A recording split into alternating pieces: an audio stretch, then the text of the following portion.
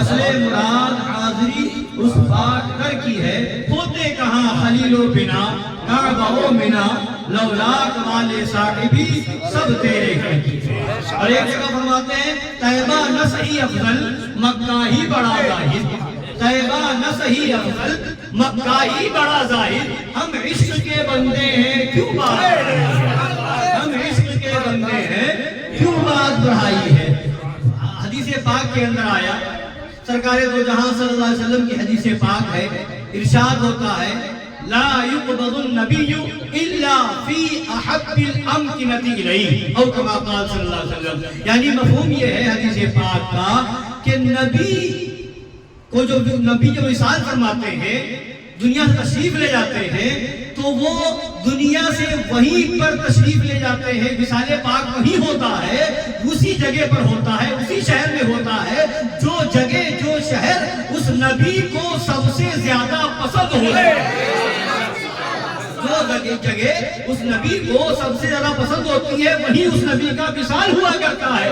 میرے نبی اس دنیا سے تشریف لے گئے ظاہری دنیا سے، تو وہ مدینہ طیبہ کی جگہ ہے، مدینہ طیبہ میں بھی حجرہ عائشہ ہے، جہاں آج بھی میرے آقا آرام فرما ہے۔ تو یہ پتہ کیا چلا کہ مدینہ طیبہ وہ شہر پاک ہے جو شہر میرے آقا صلی اللہ علیہ وسلم کو سب سے زیادہ پسند ہے۔ تو وہ جو شہر میرے آقا کو سب سے زیادہ پسند ہو، اس شہر کی عظمت کیا کہنا، اس شہر کا مقام کیا کہنا۔ اور قرآن پاک میں آیا لا اقسم بہذا البلد وانت حل بہذا البلد، مجھے قسم ہے اس شہر کی، لا اقسم بہذا البلد، مجھے قسم ہے اس شہر کی۔ یہ شہر اس کے بارے میں آیا کہ یہ آیت مکی ہے، مگر فرمایا گیا، بعض علماء نے فرمایا کہ مکی بھی ہے مدنی بھی ہے، کچھ آیتیں وہ بھی ہیں جو دو بار نازل ہوئی ہے نا۔ تو یہ آیت مکہ میں شریف میں بھی نازل ہوئی، مدینہ شریف میں بھی نازل ہوئی، لا اقسم بہذا البلد، اس شہر کی مجھے قسم۔ صرف اتنا ہی نہیں فرمایا، اس شہر کی قسم۔ اب وہاں پر کوئی اگر اتنا ہی فرمایا جاتا تو کوئی عقل کا اندھا دیو کا بندہ نبی کی عظمت کا منکر یہ کہتا کہ مکہ کی قسم اس لیے یاد فرمائی گئی ہے، اس لیے یاد فرمائی گئی ہے کہ یہاں خانہ کعبہ ہے، اس لیے یاد فرمائی گئی ہے کہ یہاں حجر اسود ہے۔ مکہ شریف کی قسم اس لیے یاد فرمائی ہے کہ یہاں صفا و مروہ ہے، اس لیے یاد فرمائی گئی ہے کہ یہاں چاہے زمزم شریف ہے، آب زمزم شریف کا کنواں ہے، مگر نہیں یا مقام ابراہیم ہے، مگر نہیں، بلکہ خدا فرماتا ہے لا اقسم بہذا البلد، مجھے اس شہر کی قسم، وانت حل بہذا البلد، اے محبوب اس لیے کہ تم وہاں موجود ہو، وانت حل بہذا البلد، اے محبوب اس لیے کہ تم وہاں موجود ہو، اے محبوب آپ کی وجہ سے اس شہر کی قسم یاد فرمائی جا رہی ہے۔ خدا اس شہر کی قسم اس لیے یاد فرما رہا ہے کہ اس لیے کہ خدا کا محبوب جلوہ گر ہے، اور نبی کے جلوہ گر ہونے کی وجہ سے، نبی کے قدم پاک کے وہاں رہنے کی وجہ سے، نبی کے قدم پاک کو اس شہر کی مٹی نے، اس شہر کی زمین نے چھوا ہے، اس لیے اس شہر کی قسم یاد فرمائی جا رہی ہے۔ تو فرمایا بعض علماء نے کہ یہ آیت مکہ شریف میں بھی نازل ہوئی، مدینہ شریف میں بھی نازل ہوئی، جب تک نبی مکہ میں رہے یہ آیت مکہ کے لیے ہے، جب نبی مدینہ چلے گئے تو یہ آیت مدینہ شریف کے لیے ہے۔ شہر کی قسم اس لیے کہ اے محبوب آپ جلوہ گر ہے، کھائی قرآن خاکے گزر کی قسم، اس کفے پاک کی حرمت پہ لاکھوں سلام، اس کفے پاک کی حرمت پہ لاکھوں سلام۔ تو اعلیٰ حضرت نے فرمایا کہ طیبہ نہ صحیح افضل، مکہ ہی بڑا ظاہر، ہم عشق کے بندے ہیں کیوں بات بڑھائی ہے، ہم عشق کے بندے ہیں کیوں بات بڑھائی ہے، مگر ہم تو عشق کے بندے ہیں، ہم تو یہی کہیں گے کہ کعبے کا نام تک نہ لیا، طیبہ ہی کہا۔ پوچھا تھا ہم سے جس نے کہ نہضت کدھر کی ہے، ارادہ کدھر کا ہے، تو ہم نے یہی کہا مدینہ طیبہ جانا ہے، ہم نے یہی کہا رسول پاک کی حاضری، رسول پاک کی بارگاہ میں حاضری دینے جانا ہے، ہم نے یہی کہا بارگاہ رسول میں حاضری دینے جانا ہے۔ اب اس حاضری کے صدقے میں عمرہ مل جائے تو وہ بھی کریں گے، اس حاضری کے صدقے میں صفا مروہ پہ سعی بھی ہوگی، اس حاضری کے صدقے میں، اس حاضری کے صدقے میں حجر اسود کا بوسہ بھی ہوگا، اس حاضری کے صدقے میں مقام ابراہیم پہ نماز بھی ہوگی، اور اس حاضری کے صدقے میں سارے ارکان ادا کیے جائیں گے، مگر اصل مراد حاضری اس پاک در کی ہے۔ کیوں؟ اس لیے کہ ہوتے کہا خلیل و بنا کعبہ و بنا، ہوتے کہا خلیل و بنا، نہ حضرت خلیل ہوتے، نہ خانہ کعبہ کی بنیاد ہوتی، نہ کعبہ ہوتا، نہ مینا کی وادی ہوتی، ہوتے کہا خلیل و بنا کعبہ و بنا، لولاک والے صاحبی سب تیرے گھر کی ہے، لولاک والے صاحبی سب تیرے گھر کی ہے۔ یہ سب صدقہ ہے نبی پاک صلی اللہ علیہ وسلم کی بارگاہ کا۔ لولاک والے صاحبی کا مطلب نبی نے فرمایا، حضور اللہ تبارک تعالیٰ نے فرمایا اپنے محبوب سے، لولاک لما خلقت الدنیا والافلاک، او کما قال رب العزت، یعنی اے محبوب اگر تم نہ ہوتے، تمہیں پیدا کرنا نہ ہوتا، تمہیں دنیا ہی کو نہ بناتا۔ یہاں تک کہ فرمایا لولاک لما اظہرت الربوبیہ، اے محبوب اگر تمہیں پیدا کرنا نہ ہوتا تو میں رب ہوں یہ بھی ظاہر نہ کرتا، اپنے رب ہونے کو ظاہر نہ کرتا۔ تو اس لیے لولاک فرمایا، تو لولاک کس کے لیے ہے؟ نبی کے لیے ہے۔ لولاک والے کون ہیں؟ میرے آقا ہے۔ تو اسی کی طرف اشارہ کیا اعلیٰ حضرت نے، ہوتے کہا خلیلوں میں نہ کعبوں میں نہ، لولاک والے صاحبی سب تیرے گھر کی ہے، لولاک والے صاحبی سب تیرے گھر کی ہے۔ تو مدینہ طیبہ کا وہ مقام ہے، وہ اس کی عظمت ہے، وہ اس کی رفعت ہے کہ مدینہ طیبہ کے اندر جانا اور وہاں کا ادب یہ سب سے اہم چیز ہے۔ جس بارگاہ کے بارے میں آقائے دو جہاں بلکہ اللہ تبارک و تعالی نے ارشاد فرمایا اس بارگاہ کے بارے میں، یا ایھا الذین آمنوا لا ترفعوا اصواتکم فوق صوت النبی، اے ایمان والو اپنی آوازوں کو نبی کی آواز پر اونچی نہ کرو، بلند نہ کرو، وَلَا تَجْهَرُوا لَهُ بِالْقَوْلِ كَجَهْرِ بَعْضِكُمْ لِبَعْضٍ، اور اس طریقے سے آپ نبی کی بارگاہ میں گفتگو نہ کرو جیسے آپس میں ایک دوسرے سے چلا کر کے بلند آواز میں گفتگو کرتے ہو۔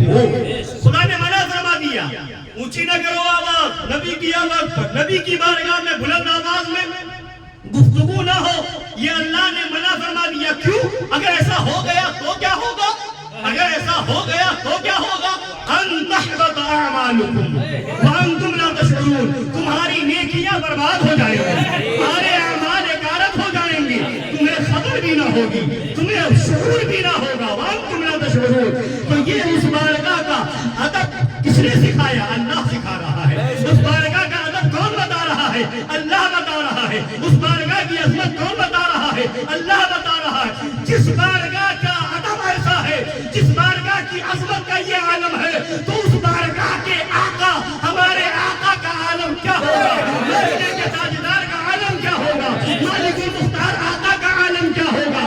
ان کا عالم تو یہ ہے، فرش والے تیری شوکت کا علوم کیا جانے، خسروا عرش پہ اڑتا ہے پریرا تیرا۔ نعرہ تکبیر، اللہ اکبر، رسالت، اعلیٰ حضرت، میدان حضور مظہر اعلیٰ حضرت، میدان شیر ہندوستان، نقیب الرحمان صاحب قبلہ، نعرہ تکبیر، نعرہ رسالت۔ زیارت حرمین شریفین زندہ باد، زیارت حرمین شریفین زندہ باد، سے خواجہ عثمان ہارونی زندہ باد، ہر شہر گلی گلی علی علی علی علی، ہر شہر گلی گلی علی علی علی، مصطفیٰ کے نور عین یا حسین یا حسین، فاطمہ کے دل کا چین یا حسین یا حسین۔ تو یہ بارگاہ رسول کا ادب کہ آواز اونچی نہ ہو، آواز بلند نہ ہونے پائے، یہ خدا منع فرما رہا ہے، روک رہا ہے، پابندی لگا رہا ہے، ادب کرو اس بارگاہ کا، احترام کرو اس بارگاہ کا۔ اور اس کے آگے وعید بھی بتا دی گئی، اگر آواز اونچی ہو گئی تو کیا ہوگا؟ تمہاری نیکیاں برباد ہو جائیں گی۔ اور آپ کو معلوم ہے کہ جب قانون بنتا ہے، جب قانون بنتا ہے تو اس کے ساتھ قانون توڑنے والے کے لیے سزا بھی متعین ہوتی ہے، قانون توڑنے والے کے لیے سزا بھی متعین ہوتی ہے۔ اب اس سزا سے اندازہ لگایا جاتا ہے کہ قانون کی اہمیت کیا ہے، اس قانون کا مقام کیا ہے، اس قانون کا مرتبہ کیا ہے. بلا تشبیہ و بلا تمثیل دنیا میں بہت سے قوانین گورنمنٹ لگاتی ہے، حکومت لگاتی ہے. اگر سگنل توڑ دیا تو یہ جرم ہے، اس کی سزا یہ ہوگی. اگر جا کر کے بغیر ہیلمٹ کے تم نے بائک چلائی تو یہ جرم ہے، اس کی سزا یہ ہے، جرمانہ یہ ہے. اگر گاڑی چلاتے وقت پٹا نہ لگایا تو یہ سزا ہے. اسی طریقے سے اگر چوری کر لی تو اس پر یہ سزا ہے، اس کے لیے یہ سزا متعین ہے، اس کا جرمانہ ایسا ہوگا. اور اگر اس سے بڑھتے بڑھ اسی طریقے سے دیکھتے جائیں گے. اور اگر مرڈر ہو گیا تو اس کے لیے جرمانہ اور سخت ہے، اس کی سزا اور زیادہ سخت ہے. اور اگر غداری ہو گئی تو اس کی سزا اور زیادہ ہے. بلا تشبیہ و بلا تمثیل قانون جب بنتا ہے تو اس کی حیثیت کے اعتبار سے سزا متعین کر دی جاتی ہے، اس کا جرمانہ متعین کر دیا جاتا ہے. حضرات گرامی، خدا کا بنایا ہوا قانون ہے، خدا کا دیا ہوا حکم ہے کہ نماز پڑھو، روزہ رکھو، زکات دو، حج کرو.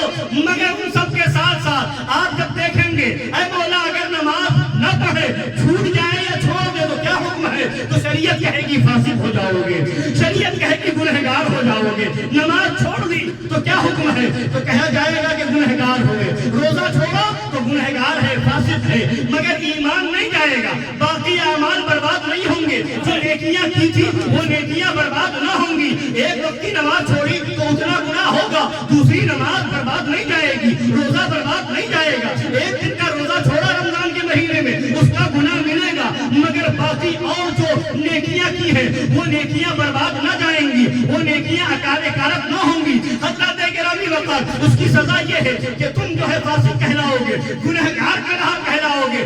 مگر باقی جو اور اعمال ہیں وہ آپ کے ذمے برقرار رہیں گے، اس کے آپ حقدار رہیں گے. اب آگے بڑھیے. جب نبی کی بارگاہ کا ادب ہے اللہ نے بتایا ہے تو اس بارگاہ کا ادب بتانے کے ساتھ اللہ فرماتا ہے اگر ادب نہ کیا تو صرف اتنے سے چھٹکارا نہیں کہ تم فاسق ہو جاؤ گے، تم گنہگار ہو جاؤ گے، تمہارا یہ عمل مردود ہوگا، تمہارا یہ عمل خدا کی بارگاہ میں نامقبول ہوگا. اور اس عمل بڑھ کے خدا فرماتا ہے اگر یہ اس کے خلاف تم نے کیا تو تمہاری نیکیاں سب برباد. نماز پڑھی تھی برباد، روزہ رکھا تھا برباد، حج کیا تھا برباد، زکات دی تھی برباد، عمرہ کیا تھا برباد، صدقہ کیا تھا برباد. اب یہاں پتہ کیا چلا کہ اگر نماز کو بچانا ہے تو بارگاہ رسول کو بچانا ہے تو بارگاہ رسول کا ادب کرنا ہوگا. حج کو بچانا ہے تو بارگاہ رسول کا ادب کرنا ہوگا. زکات کو بچانا ہے تو بارگاہ رسول کا ادب کرنا ہوگا. یعنی ادب رسول ہو،